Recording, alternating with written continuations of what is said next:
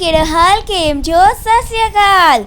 Welcome back to Masha Vlogs. Today we celebrate a natural fiber that has been woven into the fabric of our life. Join me as we explore the significance of cotton on World Cotton Day. A journey from Earth's embrace to your wardrobe. Join us this World Cotton Day.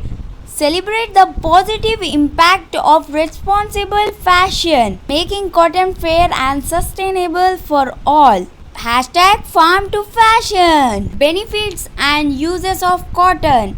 Cotton's unique properties make it breathable, durable and versatile. From clothing and textile to medical supplies, fishing nets and even currency, cottons applications are vast. अगर आपने मेरे channel को subscribe नहीं किया तो subscribe कर दीजिए। Please like share and subscribe to my channel Masha vlogs. Natural fibres in India. लगभग 5000 BCE में इंडस वैली सिविलाइजेशन के फार्मर्स कॉटन कल्टीवेट करते थे, जो इंडिया का पहला नेचुरल फाइबर था।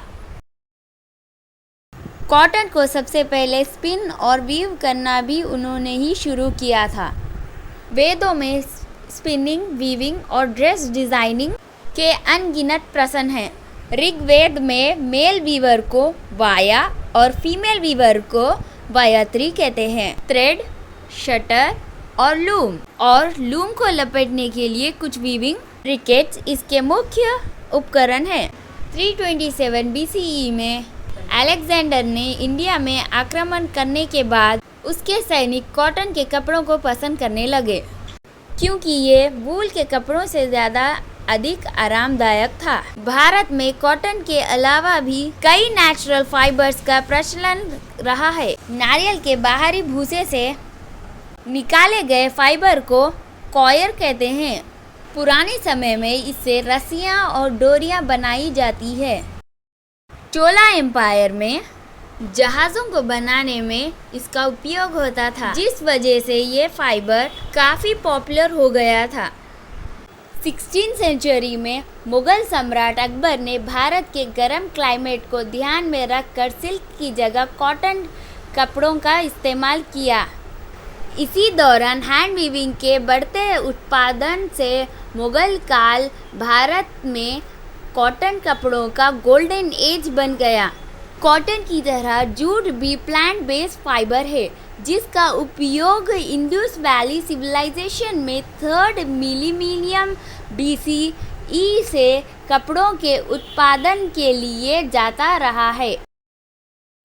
16वीं सेंचुरी में मुग़ल एडमिनिस्ट्रेटिव ने डॉक्यूमेंट में आईन अकबरी में उन विलेजर्स के बारे में लिखा है कि वो जूट से बने कपड़ों को पहनते हैं। जूट मुख्य रूप से बंगाल, असम में उगाए जाते हैं।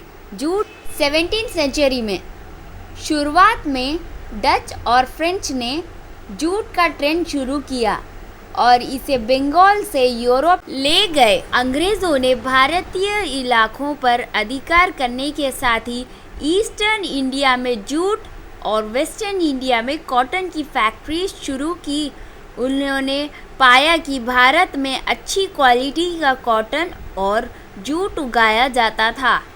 1855 में ब्रिटिश ने कोलकाता में ही पहली जूट मिल स्टार्ट की, जिसके बाद में भारत में सबसे पहले मिलने वाले एक विशेष सफ़ेद जूट से बनी बुरलप नामक पतले कपड़े से बनी दुनिया भर बाजारों में जगह दी। 1880 के दशक में भारत में 50% से अधिक जूट उगाया जाता था। 18वीं सेंचुरी की शुरुआत में कैलिकट में कॉटन से बनी चीप फैब्रिक कैलिको ब्रिटेन में बड़ा बाजार मिल रहा था।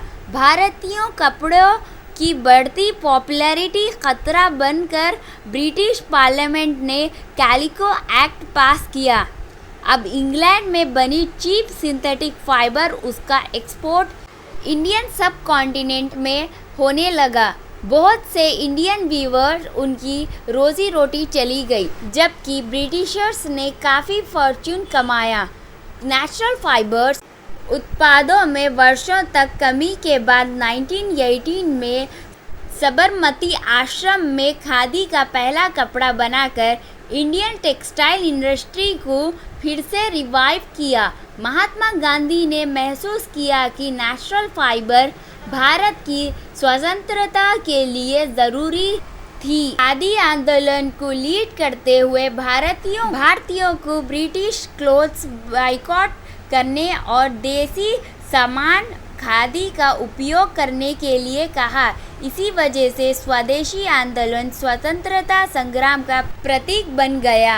हाल में पूरी दुनिया सिंथेटिक फाइबर्स चलन बढ़ गया। भारत पिछले 5000 सालों से अधिक समय से नेचुरल फाइबर्स का एडवोकेट रहा है। नेचुरल फाइबर इंडियन टेक्सटाइल के बैकबोन है। पूरी दुनिया में ऑर्डिनरी क्लोथ से लेकर लग्जरी फैशन तक अपनी जगह बनाने वाले भारत की नेचुरल फाइबर्स की कोई तुलना नहीं है। On this Cotton Day, let's appreciate the farmers, workers and industries dedicated to cotton production. Join the conversation and support sustainable cotton practice. Thanks for watching Masha Vlog. Subscribe for more informative content.